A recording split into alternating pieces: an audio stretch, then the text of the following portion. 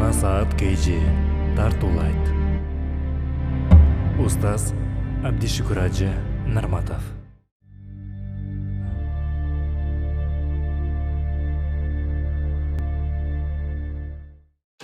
الحمد لله نحمده ونستعينه ونستغفره ونستهديه ونعوذ بالله من شرور أنفسنا وسيئات أعمالنا من يهده الله فلا مضل له ومن يضلل فلا هادي له وأشهد أن لا إله إلا الله وحده لا شريك له واشهد أن سيدنا ونبينا وعظيمنا وحبيبنا محمدا رسول الله أدى الأمانة وبلغ الرسالة ونصح الأمة ثم بعد Аллам жаратқан Аллах Таала мақтаулар пайғамбарға дуа саламдардан кейін урматтуу мұсылман бір туғандарым, Аллах Таала кереметті Құранда өзінің барлығына бірлігіне иман келтірген бенделеріне қайырлып мындай дейді: Я айюхаллазина аману тақуллаха ва қулу қаулан садида يصلح لكم أعمالكم ويغفر لكم ذنوبكم ومن يطع الله ورسوله فقد فاز فوزا عظيما. O Allah'ın barlığına bilgine iman keltirgen bendeler, özüңөр iman keltirmешенген Allah'dan korkup dayım çındık tüz sözlü süylögülü. Allah'dan korkup tüz sözlü süylösüңөр, çındıkta айтсаңар, Allah işiңерді оңдойт, күнөөңөрдү кечирет. Kim Allah'a жана пайғамбарға баш ийсе, ал эң жогорку жеңишке жеткен болот. وَمَنْ يَعْصِ اللَّهَ وَرَسُولَهُ فَقَدْ ضَلَّ ضَلَالًا مُبِينًا. Kim Allah'a жана пайғамбарға баш ийбесе, ал ачык айкын адашкан болот. Жаңы жума сабагында баянында Абу Юсуф жөнүндө сөз сүйлөймүн дедим. Урматтуу мусулман бир тууган Абу Ханифанын эң улуу шагирттеринен бирisi Абу Юсуф Кадил Кудат. Казылардын казысы. Соттордун төрагасы. Казы деген ислам соту болот. Абу Ханифан эң улуу шагирттеринен бирөөсү. Бүгүн каздамла бир жигит келип, Хатам ал-Асам деген жигит, Хатам ал-Асам деген жигит мечитте маселе кылып жатыптыр деген кезде Казы Абу Юсуф жүргүлө. Ал жигиттин барып маселесин угалычы. Кээ бир суроолорду берели, сурообузга жооп берсе, анын отуруп ваз маселесин насаатын угалы дейт. Мечитке келсе, Хатам ал-Асам деген жигит мечиттегилерге ваз насаат айтып жатты. Абу Юсуф Кадил Кудат, казылардын казысы, соттордун төрагасы келип мындай деди: Я шаб ахбирна ани салат. О жигит, намаз жөнүндө айтып берчи деди. Намаз жөнүндө айткын деди. Жигит имамга карап, Кадил Кудатка карап: Атасалана адабиха авана кайфет. Намаздын адеби жөнүндө сурап жатасызбы, же намаздын кандай окулуш тартиби жөнүндө сурап атасызбы деди. Абу Юсуф таң калды. Бир суроо берсем, эки суроо менен жооп берди деди. Намаз жөнүндө айт десем, намаздын адеби жөнүндөбү, же болбосо намазды кантип окуш керек, ал жөнүндөбү? Абу Юсуф таң калып, намаздын адеби жөнүндө айт деди. Адабуху ан тақума бил амр. Намаздын биринчи адеби келгенде Аллахнын буйругу деп аткара келесин. Аллахнын буйругуна баш ийем деп келесин. Ва тамши бил ихтисаб, келе жаткан кезде кадамыңды соопту Алладан үмүт кылып келесин. Эл көрсүн, кожо көрсүн эмес. Бирөөгө көрүнүп коёюн эмес. Мага бир птичка койсун эмес. Ва тадхулу бин ния, мешке киргенде ниет менен киресин. Намазга турганда ниет, ва тукаббиру бит таъзим, Алланы улуу деп бардык нерсеңден, байлыгыңдан, бийлигиңден, соодаңдан бардык нерсе Аллаху акбар деп дүниөнү артыңа таштап, эң улуу нерсе Аллах деп, бардык денең менен Аллахнын улуулугун эскерип Аллах деп такбир айтасың деди. Ва тaqra'u бит тартил, тартил менен шашылбастан Алхамдулиллахи раббил аламин, тартил менен кооз Куран Ва тарка бил хушу, Алладан коркуп ийлесин деди. Ва tasjudu bil khudu, эң ыйык болгон жериңди саждага коюп Аллага баш ийесин. Ва таташаххад бил ихлас, ихлас менен ат-тахият ашхаду ан ла илаха иллаллах, ат-тахият окуйсун. Ва тусаллим бир рахма, Аллахнын рахматын, мээримин үмүт кылып ассаламу алейкум ва рахматуллах. Андан кийин саламыңа жараша башкаларга мээримдүү боласың. Казы Абу Юсуф укту. Фахбирнан кайфията. Намаздын кантип аткарылыш жөнүндө айтып беремин деди. Бул адебин айттым. Кала Хатам, жанагы жигит айтты. Тажалул Кааба байна хажибайк. Намазга турарда эки кашыңдын ортосунда Кааба турат деп элестетесиң. Кыбла кайда? Эки кашыңдын ортосунда Каабаны элестетесиң. Вал мизан нусба айнайк. Эки көзүңдүн астында кыямат таразасы турат. Соуң күнөөң койула турган. Васырат тахтак. Сенин кадамыңдын астында кыл көпүрө турат. Вал жаннатан яминик. Оң жагыңда бейиш дейсиң. Ван нар ан шималик. Сол жагымда дозок дейсиң. Ва малакул маут халфак. Артымда жан алуучу периште турат. Ятлубук. Намазыңды бүтүп бүтпөстөн жаныңды алам деп турат. Балким сенин акыркы намазың дейсиң. Вала тадри, шонтуп намаз окугандан кийин ушу намазым кабыл болду болбоду билбейсиң. Жумага келип кыйраттым дебейсиң. Жумага барып койдум дебейсиң. Салам бергенден кийин да ушинтип намазды окугандан кийин да Аллахым намазымды кабыл кылды бекен, кылбады бекен дейсиң. Абу Юсуф карады да шагирттерге, кимдин намазы ушундай болбосо, ушинтип намаз окубагандар барып намазыңардын казасын окугула деди, ушинтип окугула деди. Урматтуу мусулман бир тууган. Негизги темадан алыстап кетпейин. Бул жерде аксакал жакшы бир суроо берди. Баш кийим биздин Орто Азияда мечитке, пата болгон жерлерге, жаназа башкада баш кийим менен барып жүргөн жакшы адеп ахлактан. Бирок бул исламдын негизги маселелери эмес. Исламдын негизги маселеси баш кийимден мурда эркектин башы авырат эмес. Аялдарыбызга жоолук салганды үйрөтөлү. Аялдарыбыз көкүрөгүн жапканды үйрөтөлү. Мини юбка эмес, узун кийгенди үйрөтөлү. Бүгүн намаздан ташкары кээде баш кийим эмес, башка жерлер ачылып калган. Мусулмандардын намысы эчак эле ачылып калган. Баш кийимден жогору нерселер менен алек бололу. Урматтуу мусулман бир тууганым, бүгүн кээде арак ачык айкын болуп атса, зина деген башка ачык айкын болуп атса, сүткорлук, паракордук, жемкордук ачык айкын болуп аткан кезде макру болгон бир баш кийим маселесинде такалып калышыбыз туура эмес. Бирок буну көңүл бурбагыла деген маселе эмес. Кыздарыбыз кайда жүрүп атат? Эмне болуп жүрүп атат? Кээде үйүбүздө азан айтылабы? Намаз окулабы? Жеген тамагыбыз адалбы? Көп маселелер бар. Урматтуу мусулман бирден негизги темам исламда достук эле. Достук ушундай болот. Бир күн бир дос айтат.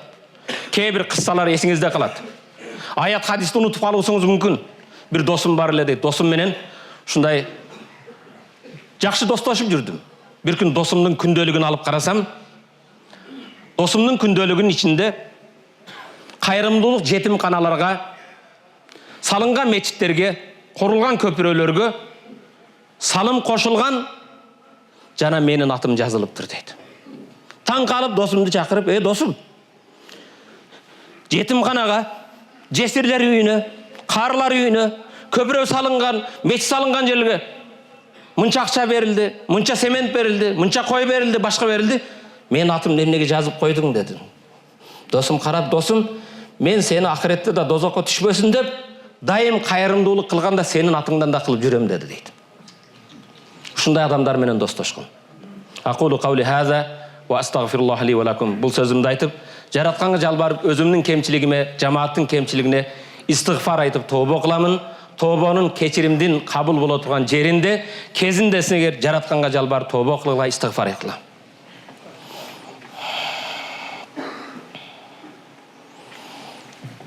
Alhamdulillahi rabbil alamin. واشهد ان لا اله الا الله ولي الصالحين واشهد ان سيدنا ومولانا محمدا عبده ورسوله صلى الله تعالى على خير خلقه محمد وعلى اله وصحبه اجمعين. المرء على دين خليله فلينظر احدكم من يخالل. Ар бир адам досунун дининде кимди дос кылганды жакшы карагыла. Ким менен достошконду ойлонгула, тандагыла. Урматтуу мусулман бир тууганым, Араб мамлекеттеринде, мечиттерде магсала деп жаназаны жууа турган жер болот. Этаждарда сакталбайт, боз үйдө сакталбайт.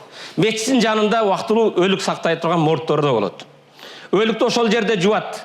Мечіттерде мечітке келген жамааттын атынан алынган кепиндер дайым даяр болот. Мүрзөлөрдө Пайгамбар саллаллаху алейхи вассалам мечиттин жанындагы Жаннатул Бақи баш болуп. Жаннатул Бақи 10 000 сахаба жаткан мүрзө. Буну көңүл бур, урматтуу мусулман бир тууган.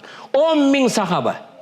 Бирок 10 000 сахаба жаткан мүрзө bir четтен коюлуп келет, толгондон кийин кайра башынан баштала берет. Кайра башынан баштап каза берет, чыккан сөйөктөр четке коюлат. Акырына жетет, кайра казылат. Бүгүнгө чейин Жаннатул Бакыйга Мадинада өлгөн адам бар ошол жерге коюлат. Чыккан сөйөк четке алынып коет. Бизде де Ханафи мазхабта акыркы коюлган сөйөктү 25 жылдан кийин мазарды тегиздеп кайрадан колдонсо болот. Сөйөктөр чыгып калса четке алып коюш керек. Жаңы мазар деп мазарларды, жерлерди мазар кыла бербеш керек. Бул өзүнчө бир маселе.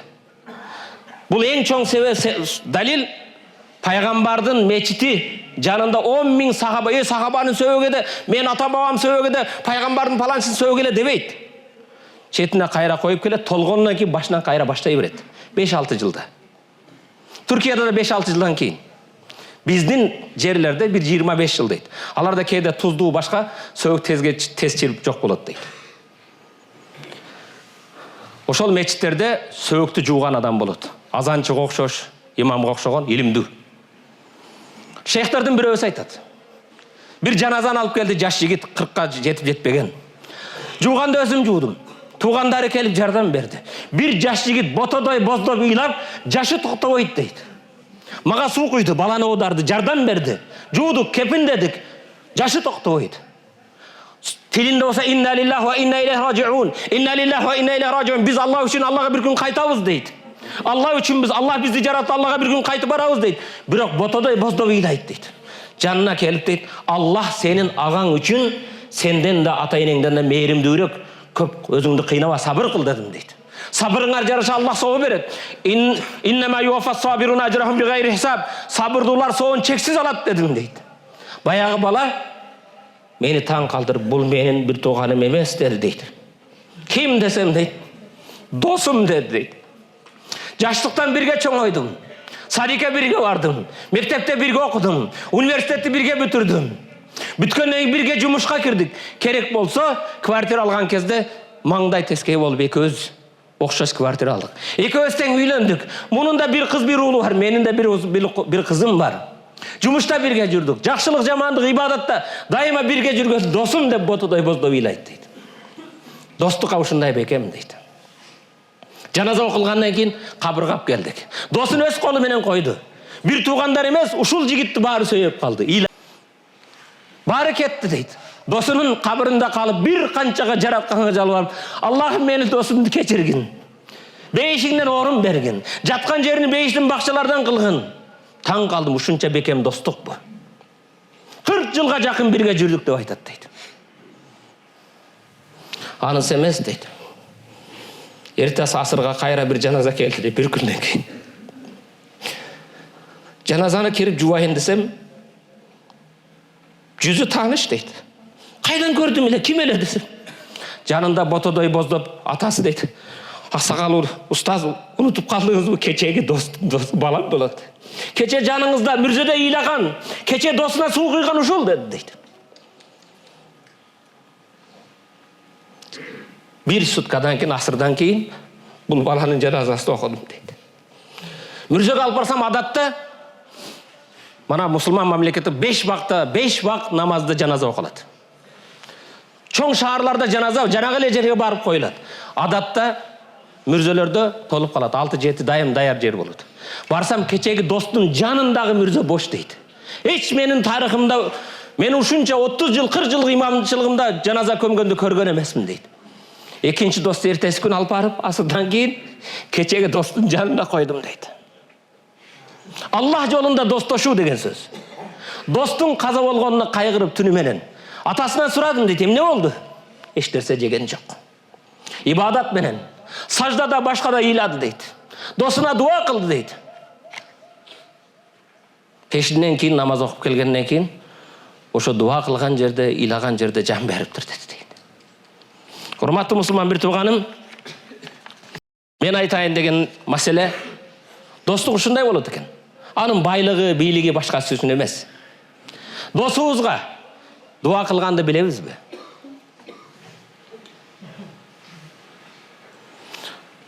Салаф салих өткөндөрүбүз айтат, досу өлгөн кезде 40 жылга чейин досунун балдарын кабар алып жардам бергендер бар экен.